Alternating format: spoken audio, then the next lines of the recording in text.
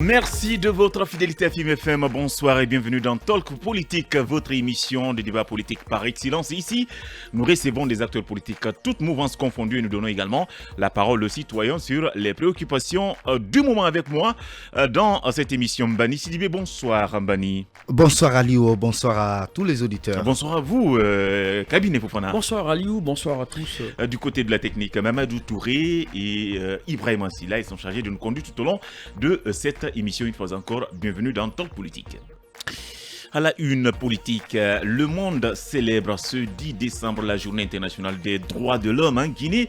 Malgré les multiples violations des droits de l'homme dénoncées par des organisations de défense des droits humains ces 10 dernières années, aucune célébration n'a été remarquée. Quelle est la situation des droits humains en Guinée? Monsieur Suleiman Asso, directeur exécutif de Amnesty International, tentera de répondre à cette question ainsi que d'autres. Après quelques jours de turbulence, la société guinéenne de palmiers à huile et de VA Sogipa, le gouverneur de la région de Nzérékouré, a rencontré mardi des travailleurs et les responsables de cette société pour trouver une solution aux problèmes qui minent la Sogipa. On en parle également dans cette émission avec monsieur Gaston Maoumi, membre de la cellule de communication du collectif des travailleurs de la Sogipa. La mine d'or de Koncitel enregistre ses premières victimes dans la journée d'hier jeudi. Un éboulement s'est produit dans la mine d'or de Kassinga à Koncitel. Le drame a coûté la vie à des orpailleurs et blessé d'autres. Comment ce drame s'est-il produit et dans quelles conditions l'exploitation de l'or se fait dans cette partie de Gawal? Ces questions ainsi que d'autres seront posées à notre invité dans À Bâton Rompu. Il s'agit de monsieur Mamadou Chérif Diallo. Il est maire de Koncitel, dont il ne s'en fout pas. Ça sera en fin d'émission. On vous donnera la parole pour que vous exprimiez sur ce cas, sur le délestage du courant électrique constaté dans certaines parties de la capitale Conakry. Le 81-85 sera le numéro sur lequel vous pouvez vous joindre pour participer au débat.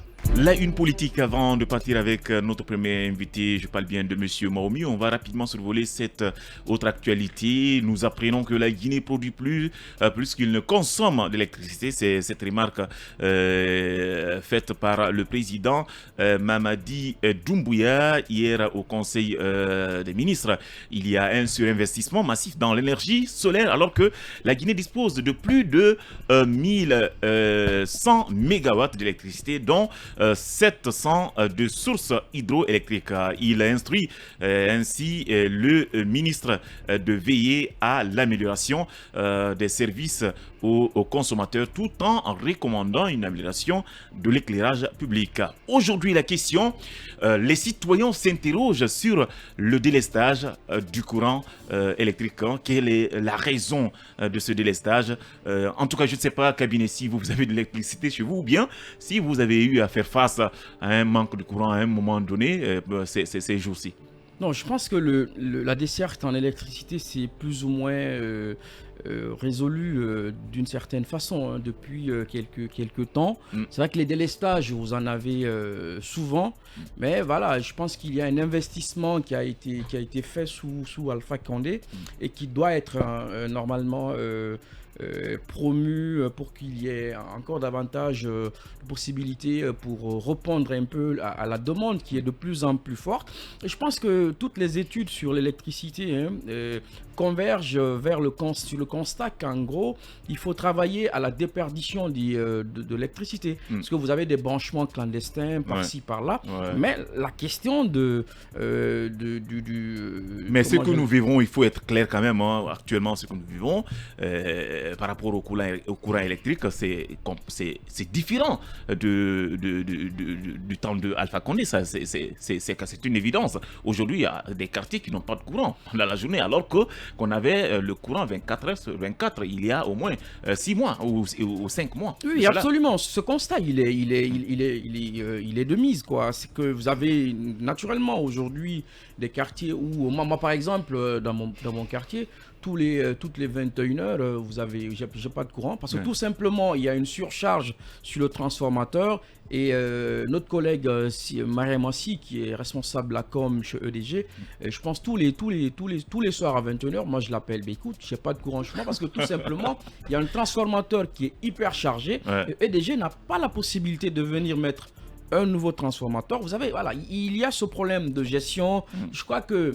il y a, comme vous l'avez dit, quelques 3 mois derrière, ce problème n'était pas aussi récurrent. Il n'y avait pas cette surcharge.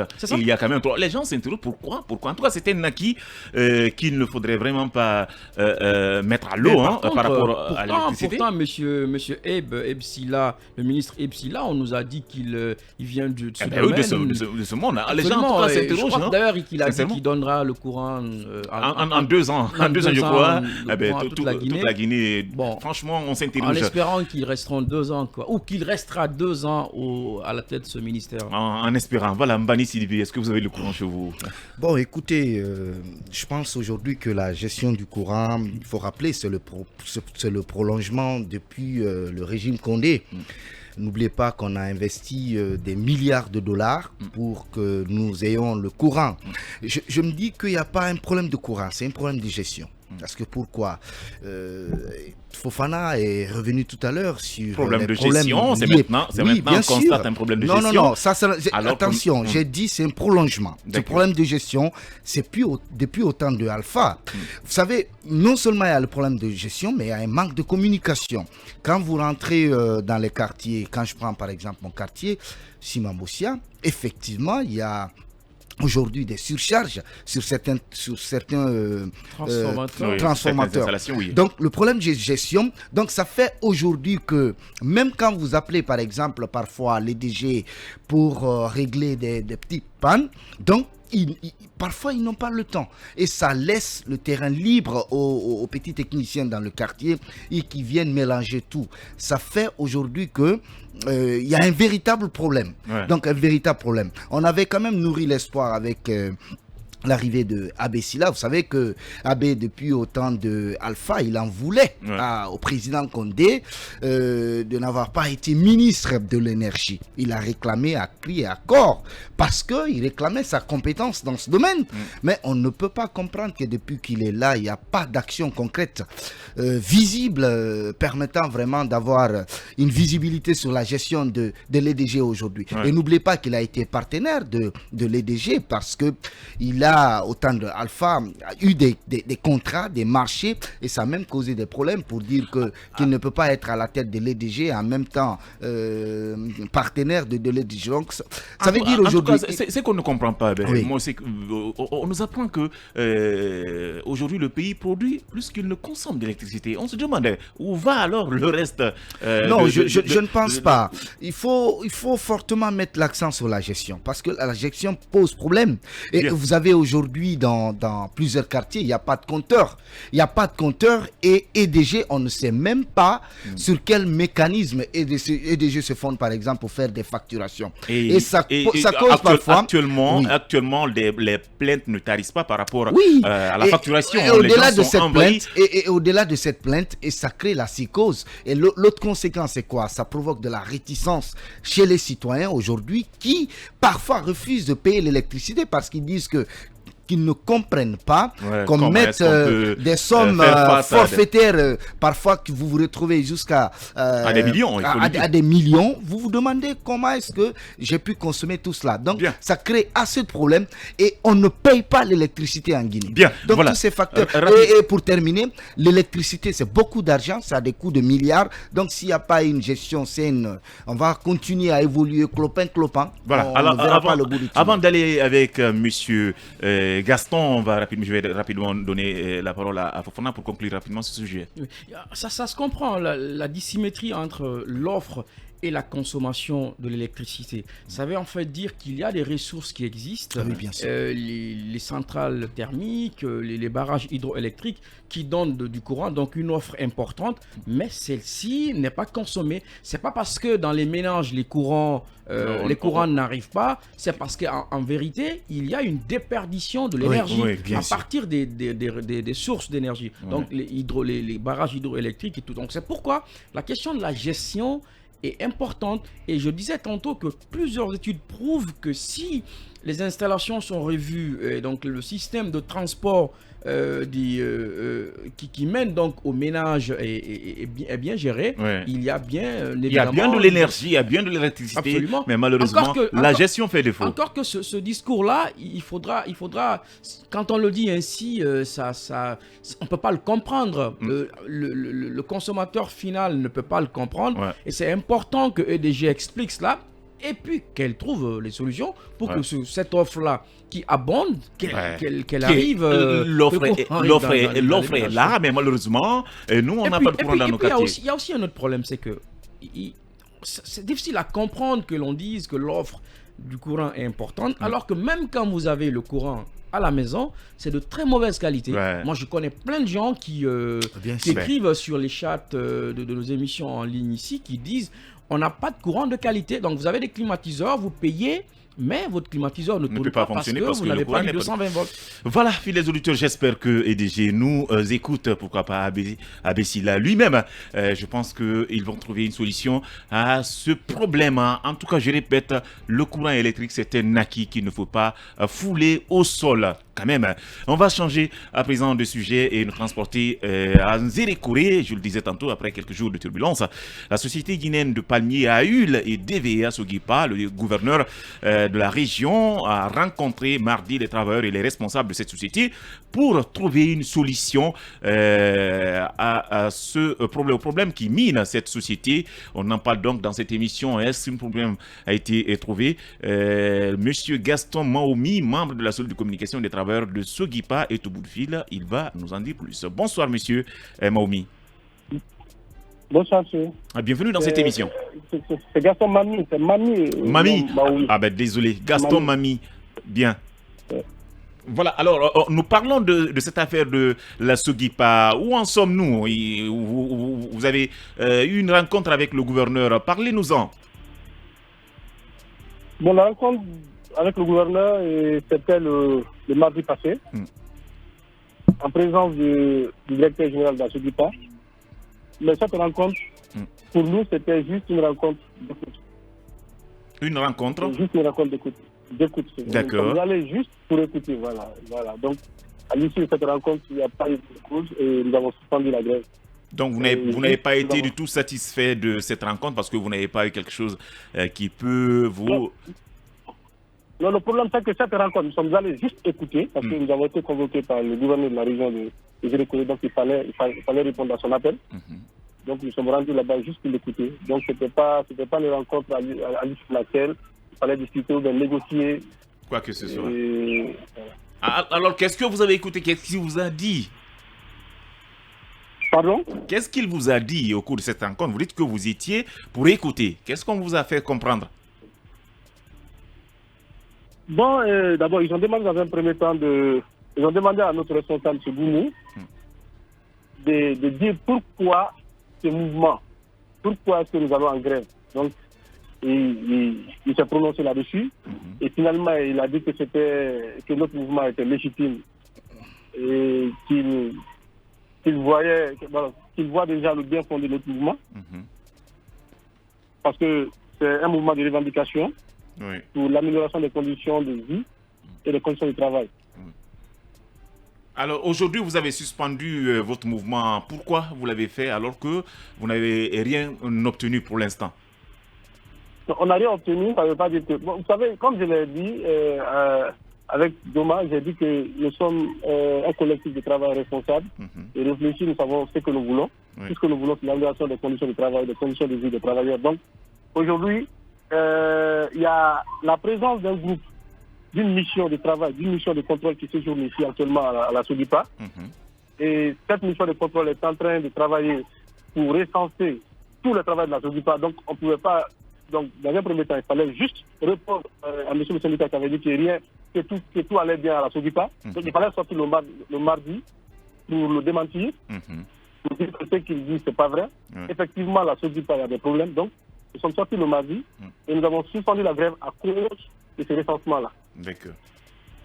Donc vous attendez après le recensement, mais vous n'avez pas eu la chance aujourd'hui d'avoir un échange franc entre vous travailleurs et la direction ou même le ministère de l'Agriculture. Non.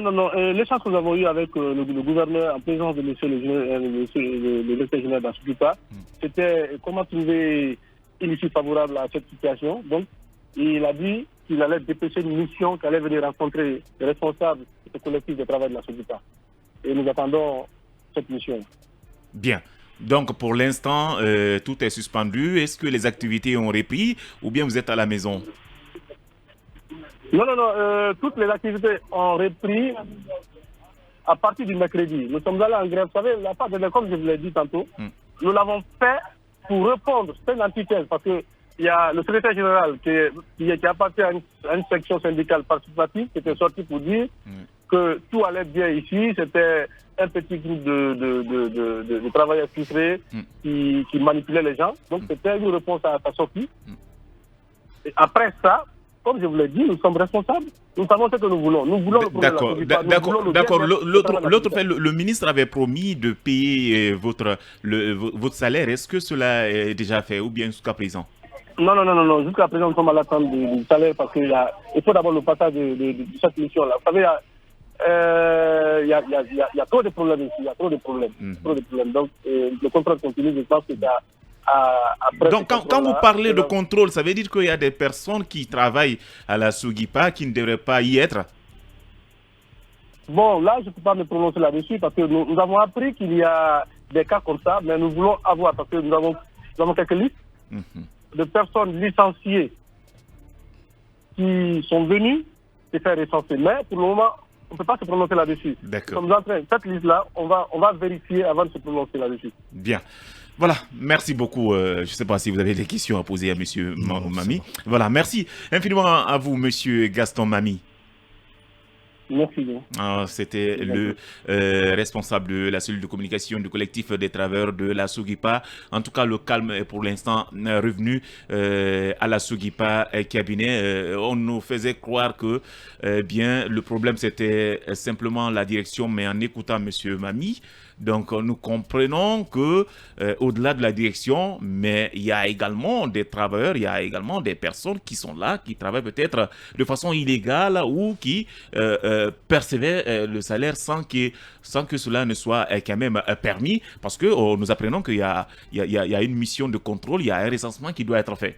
Mais si cela s'avère vrai, c'est que c'est un problème de direction. Oui. C'est un problème de direction. direction. De la direction, justement. Absolument. Parce qu'en leadership, la direction, l'engagement et l'alignement sont des principes directeurs, si je peux me permettre la tautologie. Donc, c'est tout à fait une conséquence de la mauvaise gestion de ceux qui dirigent, en gros, cette entreprise publique-là. Je pense que Sogipa, ce qui s'y passe est assez expressif de toute la galère, toute la difficulté que connaissent les entités publiques, donc des entreprises parapubliques qui sont en Guinée. C'est les problèmes de gestion, parce que tout simplement, tous les gens, ceux qui dirigent, confondent l'entité à leur patrimoine et tout. Ouais. Après, vous avez aussi que ce fameux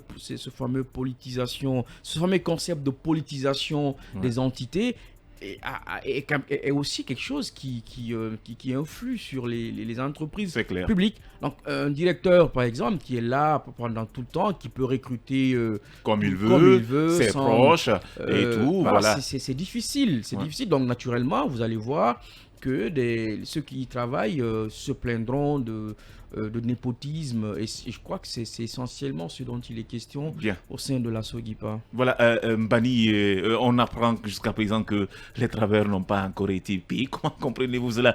Est-ce facile de survivre ainsi? On ne sait pas pourquoi ils ne sont pas encore payés, mais moi je pensais que le ministre allait quand même respecter sa parole. On l'a écouté dans Mirador ici, quand même. Effectivement, Aliou, on avait même sonné l'alerte ici la dernière fois. Je crois qu'on avait évoqué ce sujet. On a su suivi le ministre Mamoudou Nanyale Mbari de l'agriculture, effectivement, d'Amirador.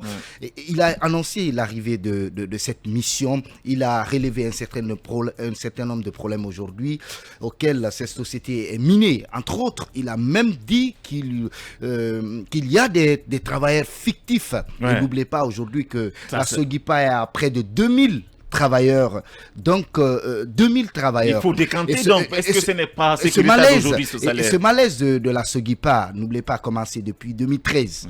Donc ça veut dire qu'il y a un sérieux problème au sein de cette entité étatique. Mais on avait alerté quand même le ministre sur les dangers liés aujourd'hui au gel de salaire dans les EPA. C'est-à-dire des entreprises. On sait que ces entreprises sont minés aujourd'hui de mauvaise gestion. Mais il ne faut pas aussi jouer avec le salaire. Ça fait 4 mois, les travailleurs ne sont pas payés. Il y a des planteurs qui se sont fait entendre la dernière fois. Et cette semaine, je crois en début de semaine, c'était les travailleurs qui étaient dans la rue pour dénoncer cette mauvaise gestion aujourd'hui qui mine cette société. Et si on va à pas lent, je crois pas de caméléon. Pas de caméléon. On risque de se retrouver donc est-ce qu'il faut en attendant payer le salaire avant de résoudre les autres problèmes? Mais bien sûr, en attendant, cette mission peut continuer à travailler. Mais ceux qui sont dans les règles, il faut quand même pouvoir payer les gens. C'est important. On peut geler peut-être les comptes de la Sogipa, mais il ne faut pas jouer avec le salaire. Le côté salaire, il ne faut pas jouer avec le salaire. Là, de ce côté, je ne suis pas d'accord et ça risque d'être un véritable problème pour les nouvelles autorités.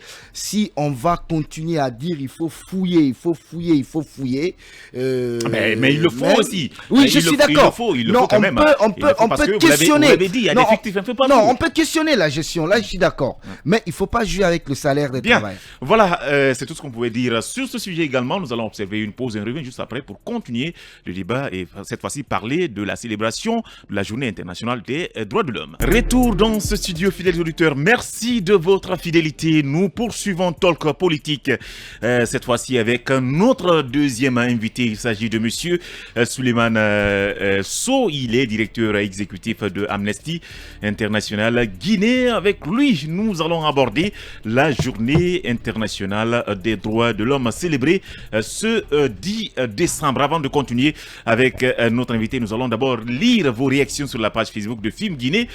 Sami Camara nous écrit bonsoir, la radio 2.0. Le CNRD doit assainir la Sogipa. Cette entreprise est non seulement pourrie, elle a aussi participé à la promotion du 3e mandat. Je demande humblement aux travailleurs d'exiger une augmentation de salaire. Il y a aussi du miel qui s'y trouve. Avançons. Merci infiniment à vous, Sami. Nous avons une autre réaction de Barry Abdoulaye Fougoumba. Bonsoir, Talk Politique. Le CNRD doit être très vigilant avec la gestion de nos contribuables, car il y a toujours des gens au sein du gouvernement qui ne veulent pas changer. Si le pays est bien géré, on ne parlera plus de délestage électrique ou autre problème, car Dieu nous a tout donné pour vivre dignement. Une autre réaction de Ataoulaye Mobantignel, bonsoir. Les talkers, on ne peut pas aimer Alpha Condé au niveau, on ne peut pas aimer Alpha Condé. Au niveau de l'électricité, il y a des investissements gigantesques. C'est la gestion qui a fait défaut. Les différents DG qui se sont succédés, ils n'ont pas été à la hauteur pour remédier à ce problème. Les nouvelles autorités doivent se focaliser sur la gestion. Si auparavant, les Guinéens ne paient pas les factures aujourd'hui, c'est le contraire. Ataoulaye Mobantignel de la structure Génération DD.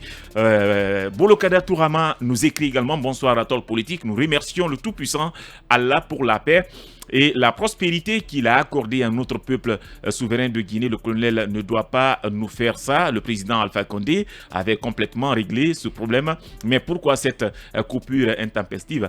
Nous demandons une explication claire sur ce dossier. La question de droits de l'homme est venue détruire le fonctionnement normal de nos institutions. C'est grâce à l'arrivée du droit de l'homme que nous ne pouvons plus exécuté certains criminels de la société Bolokada Tourama, l'enfant chéri de Dingirai, et communicant de RPG Arc-en-Ciel Volcan. Nous avons une dernière réaction de la part de Kumbukure, voilà, Djouhé nous écrit, c'est vraiment triste, en 2022, même notre capitale n'a pas de courant et ma Guinée. Voilà, ce sont ces réactions qu'on avait à lire en direct dans cette émission. À présent, parlons droits de l'homme et c'est avec notre invité, il s'agit de M. Suleiman So. Bonsoir M. So. Oui, bonsoir. Bienvenue dans cette émission. Merci. Alors, le monde, je l'ai dit, célèbre ce 10 décembre la journée internationale des droits de l'homme. À ma connaissance, les autorités n'ont pas célébré ça en Guinée, ou bien je me trompe pas? Bon, je ne sais pas s'ils ont célébré, mais je sais qu'il y avait une activité qui était organisée du côté de Cancan. Et donc, j'espère que c'est de ce côté qu'ils ont célébré la journée internationale des droits de l'homme. Ah ben voilà, vous nous apprenez.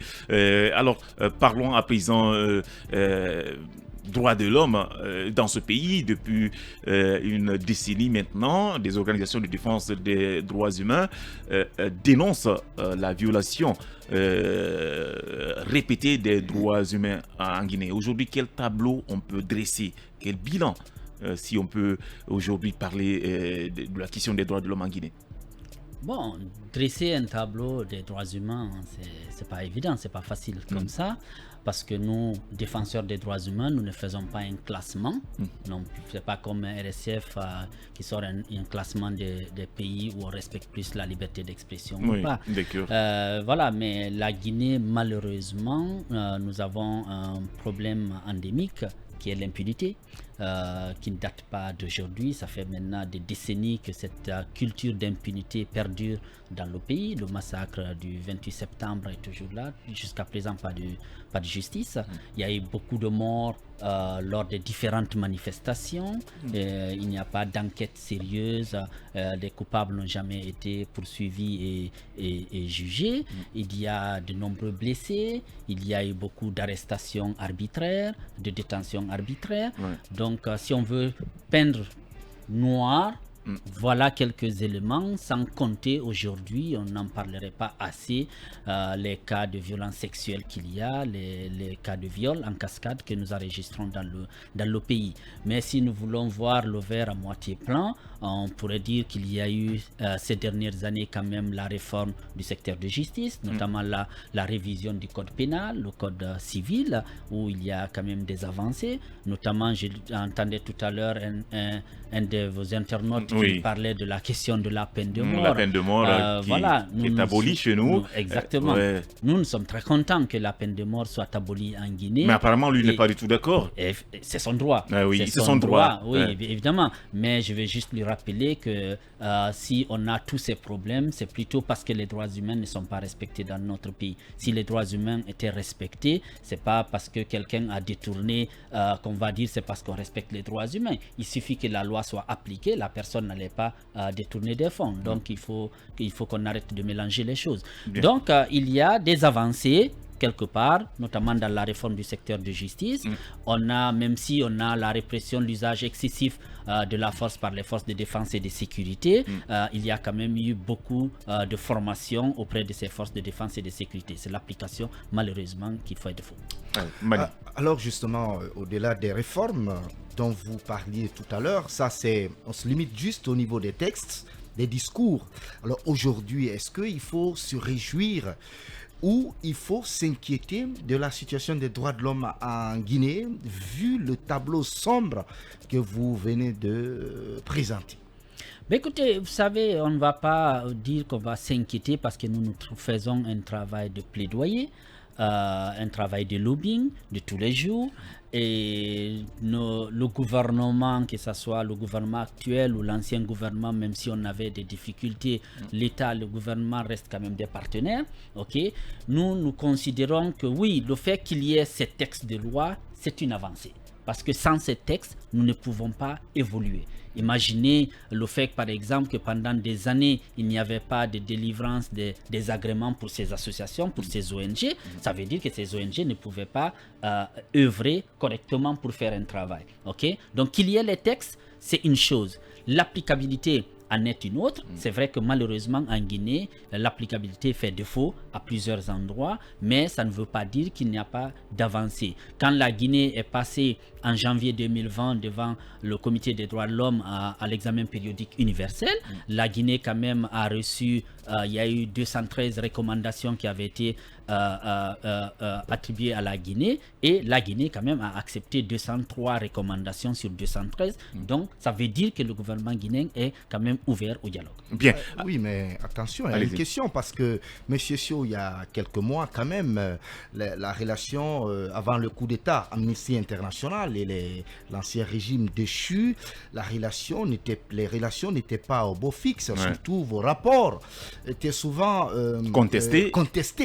Est-ce que, à date aujourd'hui, ces relations sont en train d'être améliorées? Parce qu'on sait quand même que l'ancien président a toujours dénoncé surtout les démarches de Amnesty International, qui parfois ne présentaient pas des résultats. Selon les autorités, vos résultats sont biaisés.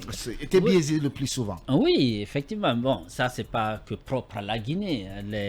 Dès qu'Amnesty sort un rapport, les États critiquent le rapport d'Amnesty, nous accusent de partialité.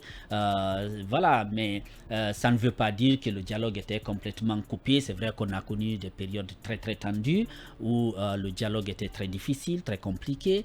Mais qu'à cela ne tienne, le rapport d'Amnesty Marcher et Mourir, qui est sorti en octobre 2020, effectivement, qui a suscité énormément de bruit, énormément de réactions par l'ancien gouvernement et l'ancien chef de l'État. Mais malheureusement, aujourd'hui, la réalité est en train de nous donner raison. Quand on avait annoncé dans ce rapport qu'il y avait près de 400 personnes qui avaient été arrêtées lors des différentes manifestations, on nous a dit qu'on a fabriqué ces chiffres, mais depuis l'arrivée du CNRD au pouvoir le 5 septembre, on a vu la cascade de libérations. Il suffit de reprendre les chiffres des différentes libérations. Je pense qu'on ne serait pas très loin des chiffres que nous avions donnés il y a quelques années, qui étaient dénoncés. Les cas de mort, ce que nous demandons aujourd'hui, c'est la responsabilité de ce gouvernement, parce qu'un État, c'est quand même une continuité. Évidemment. Il y a beaucoup de cas de mort, beaucoup de blessés, beaucoup de plaintes qui avaient été déposées par des parents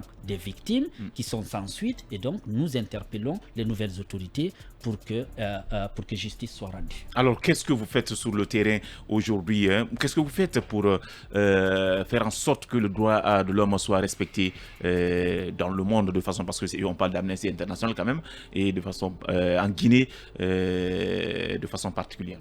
Mais écoutez, pour le 10 décembre, vous savez, c'est la journée internationale des droits de l'homme, la déclaration universelle des droits de l'homme. Et pour nous, Amnesty International, chaque année, aux alentours du mois de décembre, nous lançons notre campagne mondiale Écrire pour les droits, et qui consiste à adopter 10 défenseurs des droits humains à travers le monde, dont certains sont là. Ces jeunes, par exemple, nigérians, qui est juste, vous savez, les événements qu'il y a eu, les manifestations qu'il y a eu au Nigeria, et qui est accusé aujourd'hui, qui est arrêté, et donc nous demandons sa libération et d'arrêter les violences policières comme ce que nous avons connu en Guinée. Il y a par exemple cette femme mexicaine qui est là, Wendy, qui est une activiste féministe au Mexique, qui est allée assister à une manifestation pacifique, qui a reçu une balle, et comme en Guinée, elle a porté plainte, il n'y a pas eu de suite, et donc nous nous mobilisons pour qu'il y ait pour que justice soit rendue. Et donc nous faisons signer des pétitions, nous encourageons nos membres, nos sympathisants, soit il y a des pétitions en ligne, ils peuvent aller sur marathon.amnestyguinée.org pour signer les pétitions. Il y a 10 cas, et comme ça, et aussi surtout en plus de ces signatures de pétitions, nous demandons à nos militants, aux sympathisants, d'envoyer des messages de solidarité à des personnes qui sont en prison. Vous savez, quand on est en prison, le plus difficile, ce n'est pas simplement de se retrouver entre les quatre murs, mais c'est surtout quand on se sent oublié, abandonné par ses proches, par les autres. Et donc nous envoyons ces messages de solidarité pour leur dire à ces défenseurs qu'ils ne sont pas seuls, que nous pensons à eux et que nous les soutenons dans le combat. C'est pourquoi nous organisons ces activités. Donc ça, ce sont les campagnes. Aujourd'hui, nous étions à l'université de Sonfonia pour faire signer ces pétitions. Sinon, nous organisons énormément d'interventions éducation aux droits humains dans des écoles, dans des établissements scolaires, pour faire la sensibilisation et l'éducation aux droits humains.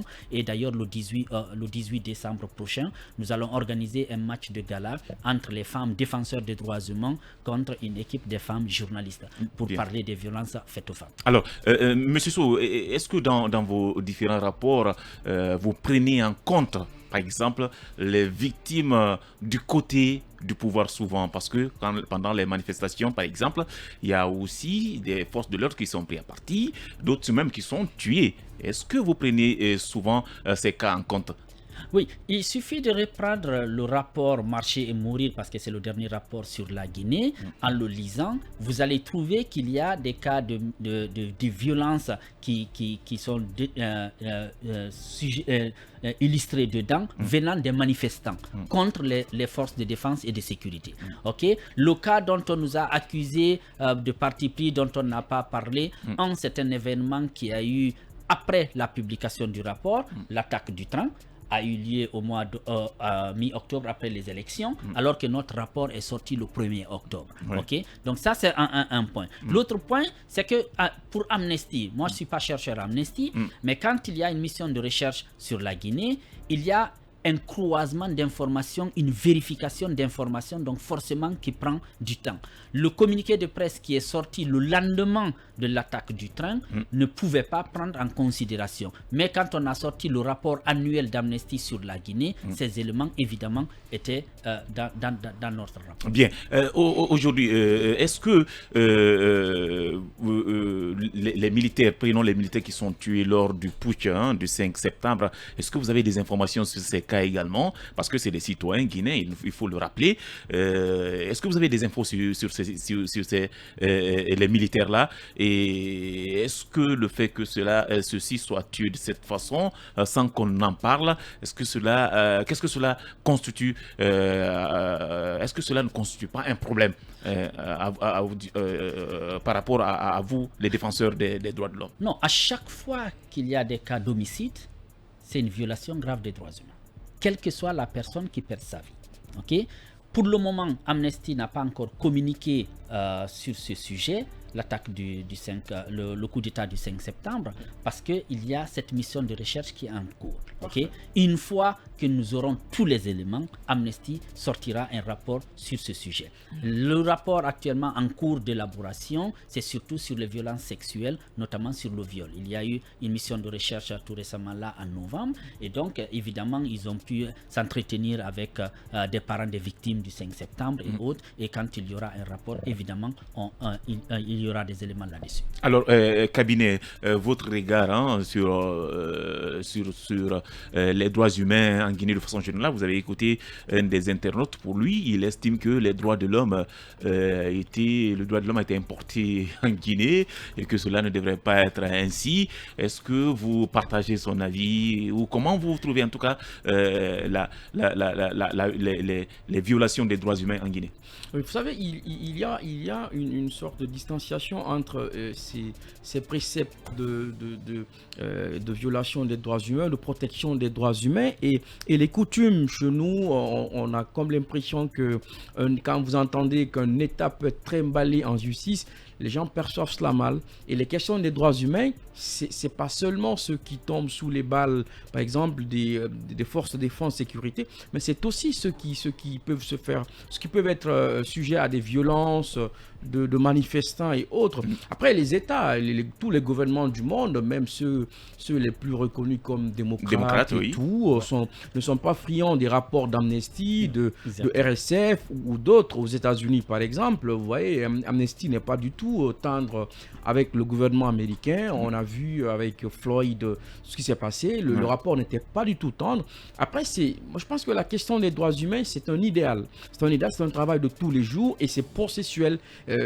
Tout ce qui travaille là-dessus milite à la fois pour la protection, mais aussi la défense des droits humains. Parce que ces deux entités, deux pôles extrêmement importants, le plus souvent, les gouvernants sous les tropiques, c'est plus l'édition, disons, de lois pour faire de la protection, mais la promotion, ça manque beaucoup. Une étude, par exemple, de l'association Lyon Sciences Politiques a été réalisée en 2013 et prouvait que plus de la moitié des enquêtés disaient n'avoir jamais été sensibilisés aux questions de droits humains et de justice transitionnelle et de réconciliation nationale. Ouais. Ça prouve en fait qu'aujourd'hui, si la loi peut garantir, peut protéger, il y a cette communication sociale qu'il faut mettre en place. Ça peut être de la même manière que l'on sensibilise les gens à la question de migration régulière et tout. Ça peut aussi être dans ce sens. Je pense qu'il y a des ONG en Guinée qui travaillent beaucoup à la promotion et à la sensibilisation aux questions des droits humains. Est-ce que Amnesty également évolue dans ce sens? Amnesty Guinée, la principale activité Amnesty Guinée, c'est l'éducation aux droits humains. C'est le fait d'aller dans les écoles, faire de la sensibilisation, promouvoir les textes de loi, le droit international, notamment la Convention internationale des droits de l'enfant. C'est notre principale activité en Guinée. Okay? Et nous battons, nous avons d'ailleurs écrit au nouveau ministre de l'enseignement, l'éducation nationale et alphabétisation pour avoir une autorisation nationale pour pouvoir être accepté dans tous les établissements scolaires. Nous faisons beaucoup les interventions EDH, surtout dans les écoles privées, très peu dans les écoles publiques, parce qu'il y a une réticence. Okay? Mais ça commence à arriver. Et nous pensons que si le gouvernement met en avant l'éducation civique et morale, ça pourrait aider à aujourd'hui le phénomène du viol dont on parle tous les jours. S'il y avait cette éducation sexuelle en milieu scolaire, peut-être que ça nous aurait fait avancer quelque chose. Juste pour le monsieur qui disait que les droits humains sont importés, je vais juste le renvoyer d'aller voir la charte de Kurukan-Fuga et comme ça peut-être qu'il se rendra compte que c'est pas importé. Voilà, vous défendez les droits de l'homme, vous faites la promotion des droits de l'homme. Est-ce que vous n'êtes pas, vos droits ne sont pas violés? Est-ce que vous arrivez à travailler facilement sur le terrain? Bon, les droits violés, c'est pas facile de travailler sur les questions des droits humains en Guinée. En 2020, vous avez dû voir toute la pression qui était sur Amnesty. C'est pourquoi d'ailleurs les ONG de défense des droits humains, nous demandons, d'ailleurs ça va être, on espère en tout cas sur la table de nouveau, qu'il y ait une loi portant promotion et protection des défenseurs des droits humains. Et quand on parle défenseurs des droits humains, c'est vrai que nous sommes très vus Amnesty International, mais c'est vous aussi journalistes, vous êtes des défenseurs, c'est les avocats, il y a énormément de personnes qui sont considérées comme défenseurs des droits humains. Donc s'il y a une telle loi portant promotion et protection des défenseurs des droits humains, peut-être que ça faciliterait énormément les choses. Il y a aussi la difficulté, l'autre difficulté, vous savez que l'ancien gouvernement, ça fait des années qu'il ne délivre pas, par exemple, des agréments aux associations. Okay? Et donc j'espère que la révision de la loi L013 qui parle sur qui régissent les associations pourront faire avancer aussi la question des droits humains, parce que c'est aussi quand une association peut se constituer facilement et donc elle pourrait mener des activités. Le dernier point que je rajouterai rapidement, c'est cette question de manifestation pacifique. Vous savez, depuis la décision de l'ancien gouvernement d'interdire toutes sortes de manifestations à travers tout le territoire, aujourd'hui, nous en appelons aux nouvelles autorités de lever cette interdiction pour que les citoyens puissent jouir de ce droit. Bien, voilà peut-être la toute dernière question. La Guinée est suspendue par la CEDEAO. J'ai vu où vous êtes insurgé contre cela, parce que cela aussi constitue une violation des droits de certains citoyens. Oui, effectivement, vous savez, la Guinée a été suspendue par le Conseil à la CEDEAO et il y a eu une répercussion directe à la Cour de justice de la CEDEAO. Et donc, nous, notre déclaration que nous avons sortie, c'est que nous appelons à la CEDEAO de revenir sur cette décision, de ne pas suspendre ni le Mali ni la Guinée à la Cour de justice de la CEDEAO, parce que c'est en même temps punir de nouveau les victimes des violations des droits humains. Ouais. Les personnes qui ne peuvent pas poursuivre, intenter, demander justice dans leur pays se tournent vers la Cour de justice de la CEDEAO. Et si les procédures ne peuvent pas non plus aboutir à ce niveau, c'est qu'il y a vraiment un problème. Voilà, c'est qu'il y a vraiment un problème. C'est tout ce qu'on pouvait dire avec notre invité, Monsieur Souleymane Sow. Il est directeur exécutif de Amnesty International. Merci beaucoup d'être passé dans cette émission. Merci à vous. Eh bien, à venir dans cette émission, on va aller à Concitel pour nous intéresser de ce déboulement. Ça sera avec le maire de Concitel, Monsieur Mamadou Chérif Diallo. La mine d'or de Concitel enregistre ses premières victimes. Dans la journée d'hier jeudi, un éboulement s'est produit dans la mine d'or de Kassenga à Concitel. Le drame a coûté la vie à des orpailleurs blessés. D'autres, comment ce drame s'est-il produit et dans quelles conditions l'exploitation de l'or se fait dans cette partie de Gawa? Ces questions ainsi que d'autres seront posées à notre invité dans Bâton Rompu, Monsieur Mamadou Chérif Diallo. Il est maire de Concitel. Enfin, il ne s'en fout pas. Comment réagissez-vous au délestage du courant électrique constaté ces derniers temps dans certains quartiers de la capitale Conakry? On vous donnera la parole en fin d'émission. Avant de continuer les débats, nous allons lire les quelques réactions des internautes sur la page Facebook de FIM Guinée. Nous avons une réaction de Tierno Barry qui nous écrit: bonsoir les talkers, je demande au ministre de l'Industrie de prendre ses responsabilités pour mettre fin à cette pagaille organisée dans nos différentes usines industrielles et surtout rendre justice aux personnes victimes des 10 ans de M. Condé, signé Tierno. Voilà, merci beaucoup à vous. Franck Diané également nous écrit: bonjour FIM, je vous suis depuis la France, précisément à Château-Rouge. Je salue Monsieur Fofana, le grand journaliste. Merci infiniment à vous, cher internaute. Prince Adams nous écrit: salut les talkers, c'est Prince depuis Kaffrine au Sénégal. L'écoute est favorable ici. Franchement, merci pour l'information que vous nous donnez en temps réel. Que Dieu vous bénisse. Merci infiniment à vous. Fellow Timbo également nous écrit: bonsoir les talkers, ça fait un bon bout de temps qu'on ne voit pas Ibrahim Lincoln Souma. J'espère qu'il va très bien. Il nous manque, oui, il sera là à partir de la semaine prochaine. Lama Bank Diallo nous écrit: bonsoir les talkers, c'est bien beau de parler des droits humains, mais n'avez-vous pas des difficultés dans l'exécution de votre mission avec le taux élevé de l'analphabétisme en Guinée? Comment respecter les droits de quelqu'un qui ne sait pas que tuer son prochain, c'est de mettre fin à sa vie? Je crois que chaque citoyen a aussi le droit de vivre. Lama Bank, merci à vous. Ali Macron nous écrit: la situation des droits de l'homme en Guinée n'est pas des plus reluisantes. Le tableau est tristement sombre. Les différents gouvernements qui se sont succédés à la tête de ce pays n'ont pas du tout fait la question des droits de l'homme leur cheval de bataille. Et le régime d'Alpha Condé était si peu respectueux des libertés fondamentales. La justice guinéenne aussi doit sortir des sentiers battus. Merci à vous, Ali Macron. Nous avons une réaction de Moustapha Touré qui demande à l'Amnesty Guinée pourquoi il ne parle pas des corps des gardes présidentiels tués là. Il parle du 5 septembre. Voilà, je crois qu'il a répondu à cette question, monsieur Touré. Bonsoir les talkers, excellente émission. C'est vraiment dommage à chaque fois d'entendre les morts et d'immigrants, voilà, que leur âme repose en paix. Samy qui revient, le CNRD, voilà, est-ce qu'on n'a pas déjà lu ce message? Doit assainir ceux qui passent cette entreprise et non seulement pour lui. Voilà, j'ai déjà lu cet SMS. Merci, chers internautes. À présent, nous allons partir dans un bâton rompu avec notre invité. Je crois qu'il est au bout de fil. Il s'agit de monsieur Mamadou Chérif Diallo. Bonsoir, monsieur le maire.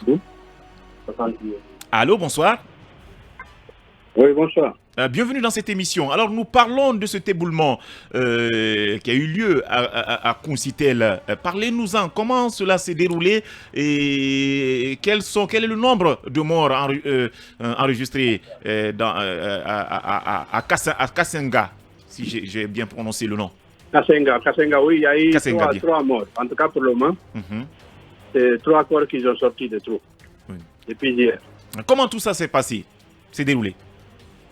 Oui, vous savez, bon, les orpailleurs, quand ils creusent, ils vont à une profondeur environ 20 mètres et ils vont horizontalement. Et c'est là-bas qu'il y a des problèmes parfois. Ils laissent bien sûr des pliés, il paraît qu'ils disent pliés. Mais parfois, certains d'entre eux... Allô, est-ce que vous êtes là? Je suis là, vous ne m'entendez pas? Allez, on a un souci avec la ligne téléphonique. Vous nous entendez, monsieur le maire? Allô, voilà, le réseau s'est dégradé un tout petit peu. Mamadou Touri, je ne sais pas. Allô, est-ce que vous nous entendez? Et malheureusement, on a du mal à échanger avec monsieur le maire, à essayer de le rappeler rapidement. Malheureusement, je le disais, Mbani, la mine d'or de Concitel, aussi enregistre ses premières victimes. Oui, malheureusement, avec l'alerte donnée pendant des mois et des mois, Concitel aussi ne va pas finalement échapper à cette triste réalité des éboulements qu'on a connus dans d'autres mines. Quand vous prenez Sigiri, on a des décombres de personnes qu'on a enregistrées de ce côté. Ce que je ne comprends pas aujourd'hui, c'est un peu l'inertie, l'inaction, je vais dire, des autorités. La semaine dernière, je crois, on évoquait encore ce sujet dans Talk Politique avec une mission mais jusqu'à présent, elle n'a pas encore... On a toujours sonné l'alerte. On pouvait éviter tout cela. Aujourd'hui, moi j'ai lu par exemple l'interview de ce maire qui encore ne cesse d'interpeller les autorités sur la nécessité aujourd'hui de mettre de l'ordre dans cette partie de Gawal. Bien, malheureusement, on va l'écouter. Alors, monsieur le maire, on parle de ce éboulement. Au-delà de ces morts, est-ce qu'il y a eu d'autres victimes, des blessés et autres? Oui, des blessés, oui. Les blessés qui sont sortis en premier, il y avait 5. D'accord. Ça, c'est très tôt le matin. Voilà, c'est après vers 16 heures qu'ils ont pu sortir les 3 corps. Alors, on ne sait pas si... Oui, parce qu'on ne savait pas le nombre qui était dans les trous, oui. Mais ils n'ont pas pu témoigner pour aider à comprendre combien de personnes se trouvent sous terre, les blessés qui sont sortis, parce qu'ils savent forcément combien de personnes sont rentrées dans ces trous. Vous savez, bon, l'exploitation est anarchique. Seules les forces de défense et de sécurité organisent. Donc, ils ne reçoivent que de l'argent. Ils ne demandent pas de reste. D'accord. S'il y avait, les autorités locales et les citoyens locaux qui organisaient comme à Gawal ou ailleurs, ça ne serait pas comme ça. Donc, tout ça, c'est le manque de contrôle. Parce que les trous, généralement, à ce que si vous entrez dans des éboulements, c'est l'exploitation qui a duré pendant au moins 2 ans. Oui. Pas une exploitation de quelques mois. Oui, c'est vrai. Parce que, ils savent, parce que c'est bien organisé, ils font des lignes. Et les lignes, il y a des distances entre les trous. Et ici, là, c'est anarchique. Chacun s'installe où il veut, il crée où il veut, et n'importe comment. Pas de distance, il n'y a pas de choses. Parce que rien n'est contrôlé. C'est ça le problème. Ce sont les forces de défense et de sécurité qui sont responsables de tout. Parce qu'eux, ils ne responsables. Ça, fini. Ils peuvent t'installer et comme tu veux. Alors, monsieur le maire, est-ce que je ne vais pas être beaucoup plus alarmant, mais la réalité saute aux yeux. Est-ce qu'on peut dire aujourd'hui que l'État n'existe pas à Concitel? Parce qu'on n'arrive pas à comprendre. Les autorités ont été plusieurs fois interpellées sur la nécessité de mettre de l'ordre aujourd'hui. Et la semaine dernière, on annonçait même une forte délégation gouvernementale pour aller voir clair ce qui se passe. On a plusieurs fois dénoncer justement le comportement de ces militaires. Qu'en est-il de l'arrivée de cette mission gouvernementale à Concitel, monsieur le maire? Bon, je crois que la mission gouvernementale est annulée. Parce que jusqu'à présent, nous n'avons aucune nouvelle. Seulement, il y a eu des missions, d'abord du ministère des Mines. Certains du ministère des Mines sont venus. Et il y a aussi le ministère de l'Environnement.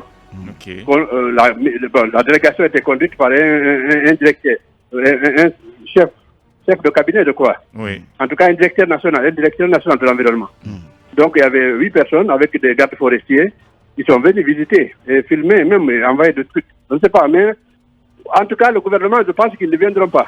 Alors peut-être cette question, je suis en train de vérifier cette information. Alors, monsieur le maire, il y a également des ONG qui relèvent de la société civile et qui évoluent dans des structures qui s'intéressent justement à la protection de l'environnement. À la protection de l'environnement. On apprend également que ces ONG sur le terrain sont cherchées, parfois emprisonnés, alors comment interpellés même. Est-ce que vous confirmez effectivement que ça existe? Je confirme très bien, je confirme, c'est bien ça. Je dis, vous avez dit que les militaires se comportent ici comme ils sont dans un territoire occupé. Ils n'écoutent personne. Alors, personne, vraiment. Quand je vous dis personne, c'est personne. Alors, est-ce que vous avez le sentiment aujourd'hui que cette affaire de Concitel n'est pas prise au sérieux par les autorités? Oui, c'est ce que nous pensons vraiment. Sinon, depuis le début, nous alertons, nous avons tout fait, communiqué partout, mais rien ne se fait. Absolument rien, rien ne change. Et les militaires se comportent comme... Bon, vous voyez, je vous ai dit comment ils sont. Alors, qu'en est-il du préfet? Alors, est-ce qu'on peut dire aujourd'hui que ces militaires dont vous accusez, dont le comportement néfaste fait de sorte que cette préfecture de Gawal... préfecture de Concitel. Oui, Concitel aujourd'hui serait en danger. Est-ce qu'on peut parler d'une complicité aujourd'hui, monsieur le maire? Oui, c'est ce que nous pensons. Le camp militaire de Gawal. Parce qu'il y a un colonel là qui est commandant du camp. Il y a le préfet de Gawal aussi. Le préfet était colonel aussi. Donc nous pensons qu'ils sont tous impliqués parce que peut-être on entend qu'ils ont des groupes qui travaillent dedans. Et certainement l'argent qui sort dedans, ils se partagent. Sinon, je ne vois pas pourquoi ils ne délèvent pas. Parce qu'on a tout fait. C'est impossible. Quand on leur dit de faire quelque chose, ils disent non. Les militaires venus d'ailleurs, ils ont leur commandement ailleurs, ce sont eux seulement qui peuvent les donner des ordres pour rien. Alors qu'aucun colonel plein n'est venu ici, ce sont des lieutenants-colonels. Et ceux qui sont ici sont des colonels. Je ne vois pas comment un lieutenant-colonel peut venir et dicter la loi à un colonel plein. Vraiment, je ne comprends pas. Parce que celui qui vient de quitter, c'est un colonel plein. Et puis, le chef de l'administration de Gawal. Je ne vois pas comment un lieutenant-colonel peut quitter la baie, venir ici, dire qu'il ne peut pas l'écouter. C'est vraiment inacceptable. Moi, je crois qu'ils sont tous complices. C'est pourquoi ça se fait comme ça. Et je pense que la complicité va très loin. Sinon, ils ne seraient pas comme ça. Parce qu'on s'est plein à la baie. C'est le camp de la baie qui envoie les chefs ici. Le chef là-bas, on les a appelés, on a tout fait. Je me suis déplacé, aller voir même l'ancien gouverneur. Lui, au moins, il disait que il ne croyait pas à la complicité militaire, mais que l'exploitation ne se ferait pas ici. En tout cas, de son vivant, il n'y aurait pas l'exploitation. Alors, monsieur le maire, est-ce que vous pouvez nous décrire la situation aujourd'hui à Concitel? Parce qu'on a vu les images par rapport à l'environnement. L'environnement a pris un sérieux coup. Il y a une destruction de l'environnement. Et côté social, comment vous cohabitez avec ceux qui sont venus aujourd'hui? Est-ce qu'on n'assiste pas à certaines pratiques inhabituelles dans votre localité? Comme la prostitution, par exemple. Oui, c'est certain. Est-ce que vous pouvez nous décrire un peu la situation? Des gens venus de toute la Guinée et la sous-région, donc vous pouvez comprendre. Concitel, c'est un village. Il n'y avait que 20 000 habitants dans toute la commune. Et ici, nous sommes plus de 300 000 maintenant. 300 000 pour une petite sous-préfecture comme Concitel. Comme Concitel. Bon, la superficie est grande quand même, mais la population était vraiment minime. 20 800 habitants avant l'arrivée des gens. Mais maintenant, c'est une superficie de 1672 km². Donc c'est grand. Et ils sont aujourd'hui dans presque tous les districts. Nous avons 5 districts. Mais quand même, les 3 sont remplis. D'accord. Sont remplis. Alors, quand vous arrivez à Concitel aujourd'hui, même sortir de la ville ici, vous pouvez faire 1 heure de temps. Tellement il y a l'embouteillage, nuit et jour.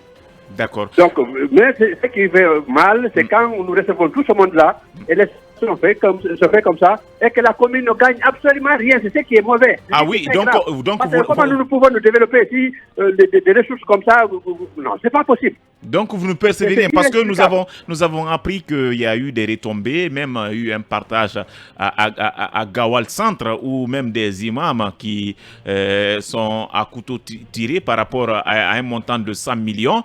Je ne sais pas si vous avez des informations par rapport à cela. Voilà, parce que là, vous nous dites que Concitel ne bénéficie rien de cette exploitation. Oui, Gawal a vendu des tickets seulement une semaine. Ils ont eu environ 3 milliards. Ils ont encaissé 3 milliards. Mais sauf que l'organisation était mal faite dès le début. Parce que là, c'est la commune qui s'est mal comportée en laissant tout aux jeunes. Les jeunes, c'est eux qui ont vendu les tickets. C'est eux qui gardaient l'argent jusqu'à maintenant. L'argent est presque aux mains des jeunes. Donc tout ça, c'est un mauvais début. Ouais. Je pense qu'ils vont changer de méthode. Alors vous, étant le maire, vous dites que vous ne bénéficiez rien aujourd'hui. Qu'est-ce que vous faites pour peut-être vous aussi en attendant? Parce qu'il faudrait qu'il y ait une organisation pour qu'on puisse faire face aux retombées de cette exploitation. Mais en attendant qu'il y ait organisation, qu'est-ce que vous faites? Qu'est-ce que vous mettez en place? Vous essayez de mettre en place pour pouvoir bénéficier des retombées de cette exploitation? Ce que nous avons pu faire, au moins, c'est d'avoir des taxes avec les commerçants, les marchands et les choses. Ça, nous avons des petites taxes que nous faisons payer. Ça, au moins, c'est ce que nous gagnons pour le moment. Mais vous savez, c'est l'exploitation de l'or qui engrange beaucoup d'argent. Ouais. Parce que vous voyez Gawal qui a vendu seulement des tickets pendant une semaine seulement. Ils ont encaissé plus de 3 milliards. Et pourquoi vous ne faites pas la même chose? Nous avons fait les mêmes démarches. Ouais. La mairie de Gawal et celle de Concitel, nous avons fait les démarches. Vous savez que l'interdiction est intervenue depuis le 8 juin. Oui. Et après ça, nous avons tout fait au temps de l'ancien régime. Ils n'ont pas voulu. Maintenant, lorsque le nouveau régime est entré en vigueur, a commencé à travailler, nous avons vraiment fait des démarches. Oui. Nous n'avons pas eu l'autorisation, mais au moins on a eu le principe que si nous vendons, personne ne nous dira absolument rien. C'est comme ça que Gawal a vendu. Nous avons émis les tickets au même moment. Gawal a vendu, ça passe, mais chez nous, quand on vend un billet à quelqu'un, il va au champ, le militaire dit qu'il n'accepte pas. C'est un faux billet que ici, ça ne sera pas jamais comme Gawal. Ici, c'est eux qui vont vendre. C'est lui qui paye le billet à la mairie. Tant pis pour lui, il ne va pas entrer. S'il ne le paye pas, il n'entre pas. Et vous voyez que les employeurs veulent travailler. Ils ne payent pas un ticket qui ne donne pas accès, alors que quand il paye au militaire, tu vas directement au site. Vous voyez ce que ça fait. C'est pourquoi nous avons émis les billets au même moment. D'accord. Sauf qu'ici, les militaires ont dit que non, Concitel ne vendra pas de choses. Ce sont eux qui font payer. Et jusqu'à présent, on les a fait asseoir. Nous avons dit au moins, partageons au moins les recettes. Nous, on vend, nous restons ensemble. Ouais. Nous vendons, on fait un partage équitable. Oui, pour que vous aussi vous bénéficiez. Mais vous, on vous interdit de vendre, on autorise la préfecture de vendre et on ne vous donne rien, c'est ça? Vous savez, la commune urbaine, il n'avait qu'un seul site. Donc c'est plus facile. Les jeunes se sont imposés dès le début. Lorsque les militaires sont venus, ils se sont imposés pour ne pas qu'on exploite là-bas. Les militaires n'ont jamais eu accès au site de Gawal, dès le début. Ce sont les jeunes qui se sont imposés. Comme c'était un seul site, ils ont fait des choses, des braques. À côté du site, ils ont dit que personne ne va exploiter. Ni les militaires, ni on permet à personne. Donc ils ont gardé le site pendant au moins 6 mois. Et après ça, maintenant, ils ont commencé à vendre. Mais ici, comme ils ont intimidé les jeunes dès le début. Ils ont intimidé les jeunes dès le début. Parce que lorsque ils ont interdit d'exploiter, nos jeunes se sont organisés pour aller sur le site, chasser les orpailleurs en prenant leurs machines. On les a pris ici et envoyés à Gawal. On les a enfermés. Ils ont été jugés et condamnés. C'est en ce moment que nous et Gawal, nous nous sommes réunis pour dire de former des jeunes pour la protection de la nature. On a fait des textes, règlement intérieur des choses pour protéger la nature et nous avons eu l'agrément préfectoral, mais les jeunes de Gawal en ce moment on continue à surveiller, mais ici ils n'ont pas voulu. Comme nous avons plusieurs sites, les militaires, tous les militaires sont presque à Concitel, nous avons plus de 27 sites. Donc ils nous ont mis en mal avec les orpailleurs en disant que si vous acceptez que les jeunes la travaillent, vous n'allez jamais travailler. Donc faites tout, on va vous aider. Vous vous attaquez à eux, comme vous êtes plus nombreux. C'est comme ça qu'ils ont incendié la maison le directeur sous-préfectoral des jeunes et la maison des jeunes. En présence des forces de défense et de sécurité, personne n'a été arrêté. Et depuis ça, maintenant, les jeunes, ils trouvent que quand ils continuent, ils vont faire même les tirs. Un jour même, lorsque cela est intervenu le lendemain, en pensant que les jeunes vont se révolter encore contre une chose, ils ont dit à tous les orpailleurs d'attacher des fils, des plastiques verts dans leurs bras. Bien. Moi, j'ai dit au colonel, qu'est-ce que vous voulez? Donc, vous voulez, quand il y a manifestation, vous choisissez des cibles. Bien. C'est vous qui avez dit aux jeunes d'attacher ça. D'accord. C'est pas eux, de leur gré, qu'ils ont attaché les trucs bleus là dans leurs bras. Donc, vous voyez tout ça. Bien. Et après, ils ont pris certains, envoyé à Gaval, mais on les a réchauffés, ça n'en a pas parlé. Alors, c'est pourquoi les jeunes ont eu peur de réagir. C'est ce qui continue jusqu'à maintenant là. D'accord. Alors, monsieur le maire, quel est le message que vous voulez adresser aux nouvelles autorités rapidement? Vraiment, aux autorités, nous voulons qu'on retire certainement cette force. Nous avons des militaires à Gaval ici. Il y a un camp militaire. Nous avons beaucoup de police et de gendarmes que de militaires. Parce qu'il n'y a pas de guerre ici. Et nous n'avons pas de problème avec les Européens. Pas du tout. Bien. Parce que les Européens même préfèrent que nous vendions les tickets. Parce que si nous vendons les tickets, c'est pour un mois. Alors que les militaires, ils payent le matin et ils payent le soir. Wow. Ils font payer 2 fois par jour. Alors que nous, c'est 1 fois par mois. Bien. Donc, eux-mêmes, ils préfèrent que nous organisions. Et c'est seulement à Consitel que les militaires sont dans les miniers. D'accord. Ailleurs, à Tigri ou à Dingra, et même à Gawasan, personne, aucun militaire ne va dans les sites. Seulement ici. Pourquoi pas chez nous aussi, que les militaires quittent là-bas? Même s'il y a un PA, le PA doit rester en ville. En cas de problème, ils interviennent. Sinon, ce sont les jeunes qu'on appelle tombolema. Tombolema, ce sont des polices minières. C'est un mot malinqué que les gens disent, bon, ce sont les jeunes qui sont sur les sites. D'accord. Bien. Voilà. Merci beaucoup à vous, monsieur le maire. Merci à vous. Au revoir. C'était le maire de Consitel, monsieur Mamadou Chérif Diallo. C'est la fin de cette émission dans Bâton Rompu. Bien sûr, Bâton Rompu. On va à présent aller avec les auditeurs dans Ils ne s'en foutent pas. Comment réagissez-vous au délestage du courant électrique constaté ces derniers temps dans certains quartiers de la capitale Conakry? On vous donne la parole. Appelez-nous sur le 81 85. Un auditeur, bonsoir. Bonsoir, Mohamed Lamine Bangoura.